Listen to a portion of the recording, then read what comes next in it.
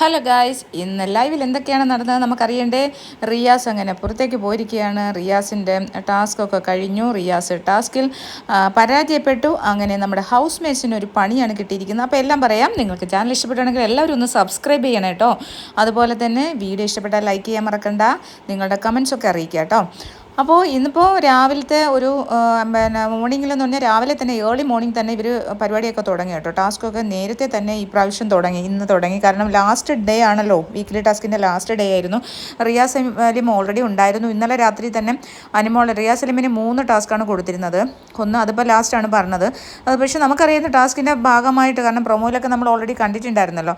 അപ്പോൾ ഒന്നെന്ന് പറഞ്ഞു കഴിഞ്ഞാൽ എല്ലാവരെയും കൂടി ഓരോരുത്തരായിട്ട് മൂന്ന് ആൾക്കാരെയും പാട്ട് പഠിക്കണം. ഒറ്റയ്ക്ക് കണ്ണാൻ തുമ്പി പോരാമോ എന്നുള്ളൊരു പാട്ട് പഠിക്കണം. പക്ഷേ റിയാസ് അലിയും അത് എല്ലാവരെയും കൂടി ചേർത്താണ് പഠിച്ചത്. പിന്നെ രണ്ടാമത്തേന്ന് പറഞ്ഞു കഴിഞ്ഞാൽ അനിമോളെ ആരിനെയും കൂടി ജിസേലുമായിട്ട് ചേർത്ത് നിർത്തി 3 പേരെയും കൂടി സ്റ്റോർ റൂമിൻ്റെ അവിടെ കണ്ണാടിയുടെ എന്ന് പറഞ്ഞാൽ ക്യാമറയുടെ മുന്നിൽ നിർത്തണം. ഒരുമിച്ച് 3 പേരും കൂടി ക്യാമറയിൽ നോക്കുന്ന ഒരു ചിത്രം എടുപ്പിക്കണം. അതുപോലെ തന്നെ മൂന്നാമതായിട്ടെന്ന് പറഞ്ഞു കഴിഞ്ഞാൽ പിന്നെ നമ്മുടെ അനീഷും അതുപോലെ തന്നെ അനീഷിനെ കൊണ്ട് ഷാനവാസിനെ I love you dear friend എന്ന് പറയിക്കണം. അപ്പോൾ എന്തായാലും 3 ചെയ്തു. പക്ഷേ ഈ പാട്ട് കണ്ണാന്തമ്പി പോരാമോ എന്നുള്ള പാട്ട് ഓരോരുത്തരായിരുന്നു ചെയ്യിക്കേണ്ടത്. പക്ഷേ എല്ലാവരുടെയും ഒരുമിച്ചാണ്. അങ്ങനെ ആ ഒരു ടാസ്കിൽ റിയാസ് അലിയും പരാജയപ്പെട്ട് കഴിഞ്ഞാൽ ഹൗസ് മേറ്റ്സിൻ്റെ പണിഷ്മെൻ്റ് ആണെന്നാണ് പറഞ്ഞേക്കുന്നത്. പണിഷ്മെൻറ്റ് നാളെ പറയാമെന്നാണ് ബിഗ് ബോസ് പറഞ്ഞിരിക്കുന്നത്. അപ്പോൾ രാവിലെ തന്നെ ചായയും ബിസ്ക്കറ്റും ഒക്കെ സ്റ്റോർ റൂമിലുണ്ടായിരുന്നു. രാവിലെ ഗസ്റ്റിന് ചായയും ബിസ്ക്കറ്റും അതുപോലെ തന്നെ കോഫിയുമാണ് കൊടുത്തു വിട്ടത്. അത് കിച്ചൺ ടീമിലെ ജിഷിൻ പോയി അതെടുത്തുകൊണ്ട് വന്നു. എന്നിട്ടത് കൊടുത്തു. അതിനിടയ്ക്ക് തന്നെ അവിടെ വലിയ പ്രശ്നങ്ങളുണ്ടായി. കാരണം നിവിനുമായിട്ടുള്ള ഷാനവാസിൻ്റെ ആ ഒരു പ്രോബ്ലം ഉണ്ടല്ലോ, ആ ഒരു ഷാനവാസിനെ വേണ്ടാത്ത ഭാഗത്ത് പിടിച്ചു എന്നൊക്കെയുള്ള രീതിയിലുള്ള നിവിൻ പിടിച്ചു എന്നുള്ള ആ ഒരു കാര്യം നേരത്തെ പിടിച്ചിരുന്നതായിരുന്നു. അതെന്ത് ക്ലാരിഫിക്കേഷൻ എനിക്ക് മനസ്സിലാവുന്നില്ല. നിവിൻ പുറത്ത് പോകുന്നതിന് മുമ്പ് തന്നെ പിടിച്ചിട്ടുണ്ടായിരുന്നു. അങ്ങനെ പിന്നെ പലതരത്തിലും കെട്ടിപ്പിടിക്കുന്നത് എനിക്ക് കംഫർട്ടില്ല എന്ന് അഭിലാഷിനോട് പറഞ്ഞിട്ടുണ്ടായിരുന്നു. പക്ഷേ അതൊരു കോണ്ടന്റ് ആക്കാൻ വേണ്ടി ഷാനവാസ് മാറ്റി വെച്ചിരിക്കുമായിരുന്നു എന്നുള്ളതൊക്കെയാണ് എല്ലാവരും ഇപ്പോൾ ഹൗസിനുള്ളിൽ അവർ പരസ്പരം സംസാരിക്കുന്നത്. അപ്പോൾ പിടിച്ചിട്ടില്ലേ എന്നുള്ളൊരു സംശയം കുറേ പേർക്കുണ്ട്. പക്ഷേ നേരത്തെ ഉള്ള ഒരു സംഭവം അപ്പോഴെന്തുകൊണ്ട് പറഞ്ഞില്ല എന്നുള്ള കുറച്ച് സംശയം കുറച്ച് പേർക്കുണ്ട്. പക്ഷേ അനീഷ് കട്ടയായിട്ട് ഷാനവാസിൻ്റെ ഒപ്പം തന്നെ നിൽക്കുന്നുണ്ട്. ഷാനവാസിന് അങ്ങനെ ഒരു അനുഭവം ഉണ്ടായിട്ടുണ്ടെങ്കിൽ തീർച്ചയായിട്ടും ഷാനവാസിൻ്റെ കൂടെ നിൽക്കും. അതല്ല ഷാനവാസ് അങ്ങനെ അനുഭവം ഉണ്ടായിട്ടില്ല, ഷാനവാസ് കള്ളം പറയുകയാണെങ്കിൽ തീർച്ചയായിട്ടും അതും മോഹൻലാൽ സാറ് വന്ന് പറഞ്ഞു കഴിഞ്ഞാൽ തീർച്ചയായിട്ടും ഷാനവാസിനെ ഞാൻ തള്ളിപ്പറയും എന്നൊക്കെയാണ് അനീഷ് പറയുന്നില്ല. മോഹൻലാൽ സാർ എന്ത് പറയുന്നു നമ്മൾ നോക്കേണ്ട കാര്യമില്ല. കാരണം മോഹൻലാൽ സാറ് അവരുടെ ബിഗ് ബോസിൻ്റെ സ്ക്രിപ്റ്റിനനുസരിച്ചേ പറയൂ. നിവിൻ കയറി പിടിച്ചു അല്ലെങ്കിൽ അത് പിടിച്ചതാണ് സത്യമാണെന്ന് മോഹൻലാൽ സാർ എന്തായാലും പറയാൻ പോകുന്നില്ല. ഉറപ്പല്ലേ, നമുക്കത് കൃത്യമായിട്ട് അറിയാമല്ലോ. അപ്പോൾ ഇതാണ്. അപ്പോൾ അങ്ങനെ കുറേ സംസാരം നടന്നു. അപ്പോൾ ഇത് നിവിൻ നമ്മുടെ വന്ന ഗസ്റ്റ് റിയാസ് അലീമിനോട് പറഞ്ഞു. റിയാസ് അലീം എന്തിനാണ് വന്നതെന്നുള്ളത് നമുക്ക് കൃത്യമായിട്ട് അറിയാം. LGBT കമ്മ്യൂണിറ്റിയെ റെപ്രസെൻറ്റ് ചെയ്യുക എന്നുള്ളതാണല്ലോ, അല്ലെ അവരെ സപ്പോർട്ട് ചെയ്യുക എന്നുള്ളത് മാത്രമാണ് റിയാസ് അലീമിൻ്റെ ലക്ഷ്യം. അത് ആദില നൂറയാണല്ലോ LGBT കമ്മ്യൂണിറ്റി. അപ്പം ഇത് നോർമലൈസ് ചെയ്യാൻ ഇഷ്ടമല്ല എന്ന് പറഞ്ഞ ലക്ഷ്മിയുടെ തുളയിലായിരുന്നു ആദ്യം തന്നെ കയറിയത്. അതിനുശേഷം ലക്ഷ്മിയുടെ ടാസ്ക് കൃത്യമായിട്ട് ചെയ്തില്ല. ലക്ഷ്മി അതോടുകൂടി വളരെ സൈലൻ്റായി. ആദ്യമൊക്കെ ലക്ഷ്മി റിയാസ് അലീമിനോട് എതിർത്ത് നിൽക്കാൻ ശ്രമിച്ചെങ്കിലും ലക്ഷ്മി എന്താ പറയുക, ആദിലേക്ക് പവർ കിട്ടി എന്നുള്ള അറിഞ്ഞപ്പോഴത്തെ ലക്ഷ്മി താന്നു. പക്ഷേ അത് ശരിയല്ല. കാരണം ലക്ഷ്മിക്ക് ആ ഒരു ഓർഡറോ ഒരു റൂളോ ലക്ഷ്മി ഉണ്ടാക്കിയില്ല എന്ന് പറയണമായിരുന്നു. ലക്ഷ്മി പറഞ്ഞ മാറ്റമാണ്. ലക്ഷ്മി അങ്ങനെയല്ല യഥാർത്ഥത്തിൽ പറഞ്ഞത്. ലക്ഷ്മി പറഞ്ഞത് എന്താണ്, നിങ്ങൾക്ക് ഇവിടെ യാതൊരു തരത്തിലുള്ള അധികാരവും ഇല്ല. നിങ്ങളുടെ അച്ഛൻ്റെ സ്ഥാപനമാണ്. നിങ്ങൾ വെറുതെ ഇങ്ങനെ നിങ്ങൾക്കൊരു സ്ഥാപനം, അതുകൊണ്ട് നിങ്ങൾ പറഞ്ഞാൽ ഞാൻ കേൾക്കേണ്ട ആവശ്യമില്ല. ഇതേ ഉള്ളൂ പറഞ്ഞാൽ. അതിനൊരു റൂളൊന്നും ഉണ്ടാക്കിയിട്ടില്ല.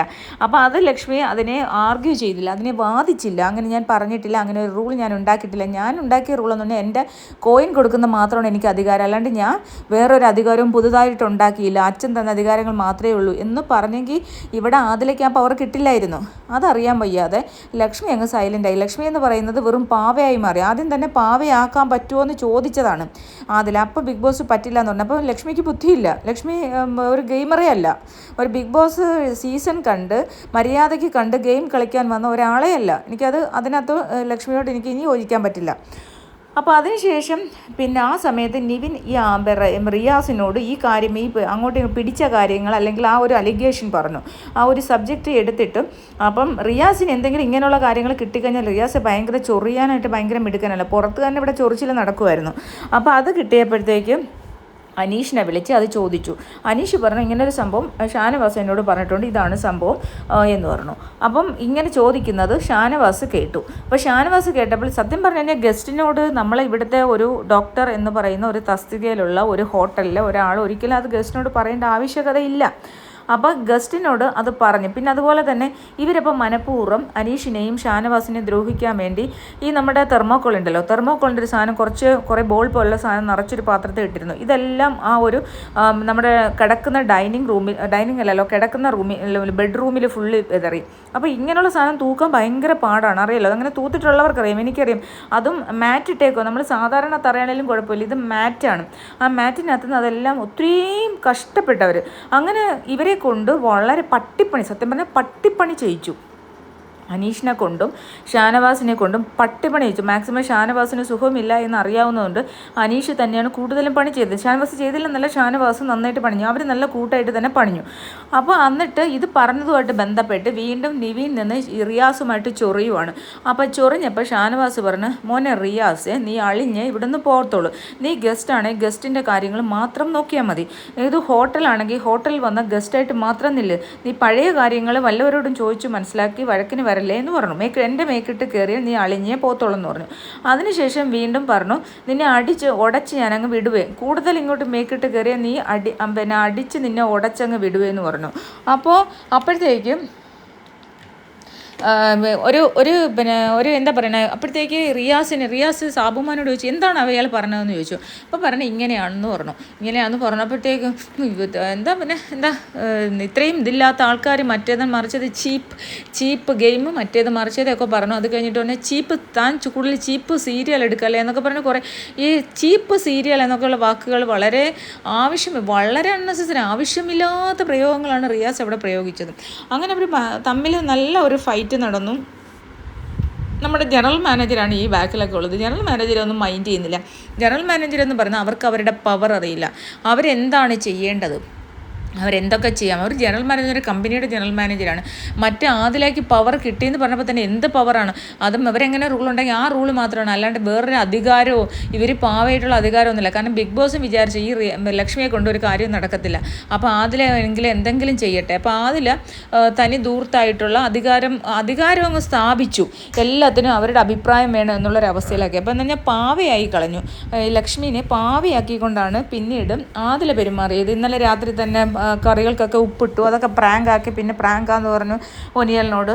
അങ്ങനെയൊക്കെയുള്ള കുറേ കാര്യങ്ങൾ. കറികൾക്കൊക്കെ വാരി ഉപ്പിടുക എന്ന് പറഞ്ഞാൽ അച്ചാറിന് ഉപ്പിട്ടു, എല്ലാത്തിനും ഭക്ഷണം ഉണ്ടാക്കുന്ന ഭക്ഷണത്തിലൊക്കെ ഉപ്പ് വാരിയിടുക. വളരെ സത്യം പറഞ്ഞു കഴിഞ്ഞാൽ ആദിലയുടെ യഥാർത്ഥ സ്വഭാവമാണ് അവിടെ പുറത്തു പോകുന്നത്. എനിക്കത് ടാസ്ക്കായിട്ട് തോന്നില്ല. കാരണം ആദിലയുടെ ആ ഒരു യഥാർത്ഥ സ്വഭാവം, ആരെയും റെസ്പെക്റ്റ് ചെയ്യാത്ത, എല്ലാവരോടും പുച്ഛം കാണിക്കുന്ന വളരെ മോശമായിട്ടുള്ളൊരു ക്യാരക്ടറുണ്ട് ആദിലേക്ക്. സത്യം പറഞ്ഞാൽ നൂറ എങ്ങനെ ആദിലയുടെ കൂടെ മുന്നോട്ട് പോകുന്നതെന്ന് എനിക്ക് പലപ്പോഴും സംശയം തോന്നിയിട്ടുണ്ട്. നൂറ പലപ്പോഴും ആദിലയെ ചെയ്യരുത് അങ്ങനെ ചെയ്യരുത്. അതേപോലെ തന്നെ ജിസേലിനെ പറഞ്ഞു വിടുന്ന അനീഷിനെ മറിച്ചിട്ടിട്ടോ അനീഷിൻ്റെ ഇന്ന് ആ സ്റ്റാർ തട്ടിയെടുക്കാൻ പറയുന്നു, ആ സ്റ്റാർ പിടിച്ചു പറിക്കാൻ പറയുന്നു. അപ്പം നൂറ പറയുന്നു അങ്ങനെ ചെയ്യരുത് ബേബി, അങ്ങനെ ചെയ്യരുത് ബേബി എന്ന് പറയുന്നു. അങ്ങനെ ആദിലൊരു വേറൊരു ക്യാരക്ടറാണ് കേട്ടോ. കാരണം ഇവർ രണ്ടുപേരും, ഈ ആദിലയാണ് സത്യം പറഞ്ഞാൽ നൂറയെ എൻ്റെ വീട്ടിൽ നിന്നൊക്കെ വിളിച്ചുകൊണ്ട് പോയി ഇതിൻ്റെ ലൈഫ് ഇങ്ങനെ ആക്കി തീർത്തതെന്നാണ് എനിക്ക് തോന്നുന്നത്. പിന്നെ അതിനെ എനിക്ക് തോന്നുന്നു ഇങ്ങനെ 2 പേര് പീഡിപ്പിച്ചു, അങ്ങനെ ആ ഒരു പീഡനമൊക്കെ ഉണ്ടായത് കൊണ്ട് ചിലപ്പം ആ ഒരു രീതിയിൽ പുരുഷന്മാരെ കൂടെ ജീവിക്കാനുള്ള വെറുപ്പ് ഉണ്ടാവും, അതിൻ്റെ കാര്യം അതും ഉണ്ടാവാം. പക്ഷേ എന്നാലും ആദില അവരെ വീട്ടിൽ നമ്മളിപ്പോൾ പറയുന്ന ലക്ഷ്മി പറഞ്ഞു കഴിഞ്ഞാൽ വീട്ടിൽ കയറ്റാൻ കൊള്ളാത്തവരെന്നല്ല, ഇവരുടെ പഴയ വീഡിയോസൊക്കെ നിങ്ങൾ പോയി എടുത്ത് നോക്കണം. ഞാനത് പലപ്പോഴും ഇവരുടെ വീഡിയോസ് പണ്ടേ കാണാറുണ്ട്. അപ്പോൾ എനിക്കിഷ്ടമല്ല, ഉള്ളത് പറയായിരുന്നല്ലോ. എനിക്ക് ഒട്ടും ഇഷ്ടമില്ല. ഈ ബിഗ് ബോസ് ഹൗസിനുള്ളിൽ കയറി വന്നതിന് ശേഷമാണ് എനിക്കവരെ ഇഷ്ടമായത്. പക്ഷേ അവരുടെ ആ പഴയ വീഡിയോസ് കണ്ടത് മാതാപിതാക്കളെയൊക്കെ അതിലൊക്കെ ചീത്ത പറഞ്ഞ് ഭയങ്കര കുറ്റം പറഞ്ഞിട്ടാണ് വീഡിയോസ് ഇട്ടേക്കുന്നത്. പിന്നെ അതേണൊക്കെ ഭയങ്കരമായിട്ട് ഈ നൂറാനെ ഭയങ്കര എന്താ പറയുക ഭരിച്ചു വെച്ചേക്കുന്ന ഒരു ആദിലയാണ് നമുക്ക് ഈ വീഡിയോസിലും എല്ലാത്തിലും കാണാനും കഴിയുക. പിന്നെ പെൺകുട്ടികളാണ് അവരവരുടെ ഇഷ്ടത്തിനനുസരിച്ച് ജീവിക്കാം. പക്ഷെ എന്നാലും പാരൻസിനെയൊക്കെ വളരെ മോശമായിട്ടാണ് അധിക്ഷേപിച്ചിരിക്കുന്നത്. അങ്ങനെയുള്ള ആൾക്കാരാണ് പിന്നെ മറ്റുള്ള നമ്മുടെ സ്വന്തം മാതാപിതാക്കളെ കൺവിൻസ് ചെയ്യാൻ കഴിയാത്ത, അല്ലെങ്കിൽ സ്വന്തം മാതാപിതാക്കളെ ഇതുവരെയും കയറ്റിയിട്ടില്ല. അങ്ങനെയുള്ള ആൾക്കാർ മറ്റുള്ളവർ ചെയ്യണമെന്ന് നിർബന്ധം പിടിക്കാൻ പറ്റില്ലല്ലോ. എല്ലാവരെയും ഒരേപോലെ മൈൻഡ് ആവില്ലല്ലോ. പക്ഷേ എനിക്ക് നൂറ് അതിലേനെ ഒരു കുഴപ്പമില്ല. അവർ ക്രോമസോമിൻ്റെ പ്രോബ്ലം കൊണ്ട് അവർ ഒരുമിച്ച് ജീവിക്കുന്ന സന്തോഷമായിട്ട് ജീവിക്കട്ടെ. അതിൽ നമുക്കതിലൊരു അതിനൊരു മോശമാണെന്നോ അങ്ങനെയൊന്നും ഒരിക്കലും ഞാൻ പറയില്ല. കാരണം എനിക്ക് നൂറിനെ കൂടുതൽ ഇഷ്ടമായി. അതിലെന്നെ ഇഷ്ടമായിരുന്നു. പക്ഷേ അതിലെന്നെ ഇപ്പം എനിക്ക് ഇഷ്ടമല്ല. കാരണം ഒരു റെസ്പെക്റ്റും ഇല്ലാതെ വളരെ റെസ്പെക്റ്റീവായിട്ടാണ് അനീഷിനോടുള്ള ഉൾപ്പെടെയുള്ള ഇത്രയും പ്രായമുള്ള ആൾക്കാരോട് സംസാരിക്കുന്നത്. നമുക്ക് അത്യാവശ്യം മാനേഴ്സും ബിഹേവിയറും പൊളൈറ്റൊക്കെ ആവാം. നമ്മൾ പെൺകുട്ടികളാണ്, നമ്മൾ ആരെയും ചിലവിലല്ല ജീവിക്കുന്നത്, നമ്മൾ സ്വന്തമായിട്ട് അധ്വാനിച്ച് ജീവിക്കുന്നത്. അതൊക്കെ കറക്റ്റ്. എല്ലാ മനുഷ്യരും അങ്ങനെയൊക്കെ തന്നെ. മാക്സിമം നമ്മുടെ നാട്ടിലെ 90% സ്ത്രീകളായാലും പുരുഷന്മാരും സ്വന്തമായിട്ട് അധ്വാനിച്ച് തന്നെയാണ് ജീവിക്കുന്നത്, ആരുടെ അടിമകളല്ല. പക്ഷെ നമുക്ക് മാനേഴ്സ് പാടില്ല, നമുക്കൊരു ബിഹേവിയർ പാടില്ല, നല്ല മറ്റുള്ളവരോട് റെസ്പെക്റ്റ് പാടില്ല എന്ന് നമ്മൾ പറയേണ്ട കാര്യമില്ലല്ലോ. എല്ലാം മനുഷ്യരല്ലേ, നാളെ നമ്മൾ മരിച്ചു വന്ന മനുഷ്യരെ എല്ലാവരുടെയും ബഹുമാനത്തോട് ജീവിച്ചാൽ അത്രയും റെസ്പെക്റ്റ് നമുക്ക് തിരിച്ചു കിട്ടും. നമ്മൾ റെസ്പെക്റ്റ് കൊടുക്കുന്നതനുസരിച്ചാണ് നമുക്ക് റെസ്പെക്റ്റ് സൊസൈറ്റിയിൽ നിന്ന് തിരിച്ചു കിട്ടുന്നത്. എനിക്ക് എന്താണ് ഈ ട്രാൻസ്ജെൻഡർ വിഭാഗത്തിനോട് എനിക്ക് ഇൻട്രസ്റ്റ് ഇല്ലാത്ത, അല്ലെങ്കിൽ താല്പര്യമില്ലാത്ത, ഈ പുരുഷൻ സ്ത്രീയാവുന്നതിനോട് എനിക്ക് താല്പര്യമില്ലാത്ത, എനിക്ക് അവരിൽ നിന്നുള്ള വളരെ മോശമായിട്ടുള്ള അവരുടെ കാര്യങ്ങൾ ഞാൻ കണ്ടിട്ടുണ്ട്, നേരിൽ കണ്ടിട്ടുണ്ട്. അതുപോലെ തന്നെ ഇവരുടെ മോശമായിട്ടുള്ള ഒരു ഇടപെടൽ നമ്മുടെ നേരെ ഉണ്ടായിട്ടുണ്ട് പല സ്ഥലങ്ങളിലും വെച്ച്. ഞാൻ ബാംഗ്ലൂരൊക്കെ പഠിക്കുന്ന സമയത്തായാലും വളരെ മോശമായിട്ടുള്ള കുറേ മലയാളി പിന്നെ ആണുങ്ങൾ സാരിയും ഉടുത്ത് വളരെ മോശമായിട്ടാണ് മറ്റുള്ളവരോട് ബിഹേവ് ചെയ്യുന്നത്. അപ്പോൾ ഇതൊക്കെ ഞാൻ കണ്ടതുകൊണ്ടാണ് നമ്മുടെ ചെറിയ പ്രായത്തിൽ, പഠിക്കാൻ ചെല്ലുന്ന പ്രായത്തിൽ നമ്മളോട് അങ്ങനെ ചെയ്തുകൊണ്ടാണ് നമുക്ക് ഇവരെ അംഗീകരിക്കാനേ പറ്റില്ല. ഇനിയിപ്പോൾ പിന്നെ കുറച്ച് നല്ല ആൾക്കാരുണ്ടാവാം, പക്ഷെ അതൊന്നും എനിക്കറിയില്ല. പക്ഷെ ഞാൻ ഇവരെ എല്ലാവരെയും ഒരേ കാറ്റഗറിയിലേ പെടുത്തത്തുള്ളൂ. ഇവരെല്ലാം പിന്നെ സാരി ഉടുക്കുമ്പോൾ എല്ലാം മറവ്, എല്ലാം നടക്കും. ഈ സർജറി ചെയ്തോന്ന് പോലും നമുക്കറിയില്ല. പലരും സർജറി ചെയ്യാത്ത എത്രയോ ട്രാൻസ്ജെൻഡേഴ്സ് ഉണ്ടെന്നറിയാം. ഡൗൺ സർജറി ചെയ്യാത്ത എത്രയോ ട്രാൻസ്ജെൻഡേഴ്സ് ഉണ്ട്. ഇപ്പോൾ തന്നെ ഈ അടുത്ത കാലത്താണ് ഒരു വലിയ സെലിബ്രിറ്റി സർജറി ചെയ്തെന്ന് ഞാൻ അറിഞ്ഞു. അവർ ഇത്രയും വർഷവും സർജറി ചെയ്യാതെ, ഡൗൺ സർജറി ചെയ്യാതിരുന്നത്. അപ്പോൾ അവർ പുരുഷനല്ലേ, ഡൗൺ സർജറി ആയിരിക്കുമ്പോൾ അവർ പുരുഷനാണ്. അപ്പോൾ ഈ പുരുഷനും വെച്ചിട്ടാണ് അവർ ഓരോ കാര്യങ്ങൾ ചെയ്യുന്നത്. അപ്പോൾ ഇത് തന്നെയാണ് ഭൂരിഭാഗം ആൾക്കാരും ഉള്ളത്. അപ്പോൾ അതുകൊണ്ട് ഇങ്ങനെയുള്ള ആൾക്കാരെ, പിന്നെ സ്ത്രീകളോട്, അപ്പോൾ ഇവർക്ക് സാരി ഉടുക്കുമ്പോഴും ബ്രസ്റ്റ് അടുപ്പിക്കുമ്പോഴും ഒക്കെ സ്ത്രീകളോട് വളരെ അടുത്ത് ഇടപെടുകയും ചെയ്യാം. ഇതൊക്കെ നമ്മൾ സ്വാഭാവികമായിട്ട് നോർമലായിട്ട് നമ്മളിവിടെ കണ്ടുകൊണ്ടിരിക്കുന്ന കുറേ വെറും വൃത്തികെട്ട കാര്യങ്ങളാണ്. അതുകൊണ്ടാണ് എനിക്ക് അംഗീകരിക്കാൻ പറ്റാതെ ഞാൻ നിങ്ങളോട് പറയാം. പിന്നെ നമ്മുടെ റിയാസ് സലീമിൻ്റെ കാര്യം പറഞ്ഞു കഴിഞ്ഞാൽ, നമ്മുടെ റിയാസ് സലീം സത്യം പറഞ്ഞു കഴിഞ്ഞാൽ നമ്മുടെ റിയാസ് സലീമിനെ സംബന്ധിച്ചും റിയാസ് സലീമിൻ്റെ ഒരു എന്താണെന്നൊന്നും നമുക്കറിയില്ല. സെക്ഷൻ ഒരുങ്ങുന്ന ഇതിൻ്റെ എപ്പോഴും പുരികവും വരച്ച് കണ്ണും വരച്ചു, അതുപോലെ തന്നെ ലിപ്സ്റ്റിക്കും തേച്ചുകൊണ്ട് നടക്കുന്ന അങ്ങനെയുള്ളൊരു വ്യക്തിയെ നമുക്കറിയത്തുള്ളൂ. ഇയാൾ ഇയാളാണെന്നോ ഇയാൾ പെണ്ണത്, ഇയാൾ എന്തെങ്കിലും ആയിക്കോട്ടെ, അത് അയാളുടെ കാര്യമാണ്. പക്ഷേ ഇയാളൊരു ചൊറിയനാണ്. അതുകൊണ്ട് അയാളുടെ ഒരു സെക്ഷുവാലിറ്റിയെ സംബന്ധിച്ച് നമുക്ക് അതിനെക്കുറിച്ച് നമ്മൾ ചിന്തിക്കുന്ന പോലെയല്ല. അയാൾ എന്തെങ്കിലും ഉണ്ട്, പക്ഷേ അയാളൊരു ചൊറിയനാണ്. അയാളെ ചുമ്മാതെ സായിപ്പിൻ്റെ ശങ്കരയിനം വിത്തിനെ പോലെ ഈ കൊല്ലത്തുകാരനായ കൊല്ലം എന്നൊക്കെ പറഞ്ഞാൽ വളരെ ലോക്കലായിട്ടുള്ളൊരു സ്ഥലമാണ്. കാരണം ഞാൻ കൊല്ലക്കാരി ആയതുകൊണ്ടാണ് ഞാനീ പറയുന്നത്. ഞാൻ കരിക്കോടായാലും ഇവിടെ എല്ലാം ഞാൻ എപ്പോഴും പോണ ഒരാളാണ്. അപ്പോൾ സാധാരണ ലോക്കൽ എന്ന് പറഞ്ഞാൽ സാധാരണ മനുഷ്യർ, മലയാളം മാത്രം സംസാരിച്ച് സാധാരണ ജീവിക്കുന്ന മനുഷ്യരാണ് ഈ കരിക്കോട് ഭാഗത്ത് എല്ലാം ഉള്ളത്. അപ്പോൾ ഇങ്ങനെയുള്ളൊരു സ്ഥലത്തുനിന്ന് വന്ന ഒരാൾ വായിന്ന് മുത്തുപൊഴിയുന്ന കണക്ക് ഇംഗ്ലീഷ് മാത്രമേ വരത്തുള്ളൂ എന്ന് പറയുമ്പോൾ നമ്മളിവനെ സാഹിബിനെ ശങ്കരേനൊന്നും വിളിക്കാതെ പിന്നെ നമ്മൾ എന്ത് ചെയ്യും? ഇപ്പോൾ മലയാളിയാണെന്ന് പറയുകയും ചെയ്യുന്നത്, ഇവൻ ഇംഗ്ലീഷേ പറയത്തുള്ളൂ. അപ്പോൾ ഇവൻ സായിപ്പിൻ്റെ ശങ്കരയിനം ബ്രീഡ്, അല്ലാതെ നമുക്കൊന്നും പറയാൻ പറ്റില്ല. അതുകൊണ്ട് ഞാൻ പറയുന്നത്, അല്ലാണ്ട് ഇവനെ കളിയാക്കിയില്ല. ഇവൻ മലയാളം ബിഗ് ബോസിലായിരുന്നപ്പോഴും എപ്പോഴും മലയാളം സംസാരിക്കുന്ന ബിഗ് ബോസ് അനൗൺസ് ചെയ്യും. അതെനിക്ക് ഡോക്ടർ റോബിൻ പറയും, നീ മലയാളം പറയടാ. എവിടെ അവൻ ഇംഗ്ലീഷേ വരുത്തുള്ളൂ. കാരണം ഈ മലയാളം മീഡിയം സ്കൂളിൽ പഠിച്ചിട്ട് വന്നതാണ്. ഈ റിയാസ് സലീം എന്ന് പറയുന്ന വ്യക്തി മലയാളം മീഡിയം സ്കൂളിൽ പഠിച്ചിട്ട് സ്പോക്കൺ ഇംഗ്ലീഷ് പഠിച്ച് സംസാരിച്ച് കമ്മ്യൂണിക്കേഷൻ കറക്റ്റ് ആയതാണ്. അല്ലാണ്ട് ഭയങ്കര എഡ്യൂക്കേറ്റഡ് ആയിട്ടുള്ളൊരു പേഴ്സൺ എനിക്ക് മലയാളമേ അറിയില്ല എന്ന് പറയുന്ന ഒരാളല്ല. മനസ്സിലായില്ലേ? അപ്പോൾ അതുകൊണ്ടാണ് ഞാൻ അങ്ങനെ പറഞ്ഞത്. അല്ലാണ്ട് എനിക്ക് അയാളെ എനിക്ക് ഡോക്ടർ റോബിൻ രാധാകൃഷ്ണൻ്റെ ആ ഒരു സീസൺ 4 വളരെ മോശം, ഏറ്റവും വേസ്റ്റായിട്ട് എനിക്ക് തോന്നിയൊരു വ്യക്തിയാണ്. വളരെ വേസ്റ്റ്. അങ്ങനെ ഒരാളാണ് ഇപ്പം വന്ന് ഈ ഒരു സീസൺ 7 പിള്ളേരെ കുറ്റം പറയുന്നത്. അവരത്രയ്ക്കൊന്നുമില്ല. അതേപോലെ ഒരാളെ മനഃപൂർവ്വം ഭക്ഷണം കഴിക്കുന്ന പാത്രത്തിൽ തറയിൽ കിടന്ന് എച്ചിൽ വാരി വെക്കുന്ന അത്രയ്ക്കും ഡിസ്റെസ്പെക്റ്റോ മാനേഴ്സ് ഇല്ലായ്മയോ ഒരിക്കലും അവർ കാണിച്ചിട്ടില്ല. അതാദ്യം മനസ്സിലാക്കുക. നമ്മൾ സ്വന്തമായിട്ട് നമ്മളെ കണ്ണിലിങ്ങനെ തടി വെച്ചിട്ട് പിന്നെ അപ്പുറത്തെ കണ്ണിൽ നിന്ന് കരടെടുക്കുന്ന പോലെയാണ് റിയാസ് സലീം അവിടെ കാണിച്ചത്. അപ്പോൾ അതൊക്കെ അവരവിടെ ചോദ്യം ചെയ്യുന്നുണ്ട്, ഷാനവാസും മനീഷും കൂടി. അതുപോലെ തന്നെ പിന്നീട് കോയിൻസാണ് 3 കോയിൻസാണ് അവർക്കുണ്ടായിരുന്നത്. ആ 3 കോയിൻസ് എല്ലാവർക്കും കൊടുക്കണമായിരുന്നു. 3 പേർക്ക് കൊടുക്കാൻ പറ്റത്തുള്ളായിരുന്നു. അത് ഉറപ്പായിട്ടും ആരും നേരത്തെ തന്നെ, ഇന്നലെ രാത്രി തന്നെ അതിലേക്ക് ഒരു എഴുതി കൊടുത്തിട്ടുണ്ടായിരുന്നു. അത് പെർഫോമൻസ് വഴിയിൽ ഏറ്റവും നന്നായിട്ട് പെർഫോം ചെയ്ത് ഇന്ന് നമ്മുടെ സാബുമാനായിരുന്നു. സാബുമാൻ ഇല്ല. അപ്പം ജിസേലിന് ആരും എഴുതി കൊടുത്താണ്. ജിസേലിന് ഒരു കോയിൻ, അക്ബറിന് ഒരു കോയിൻ.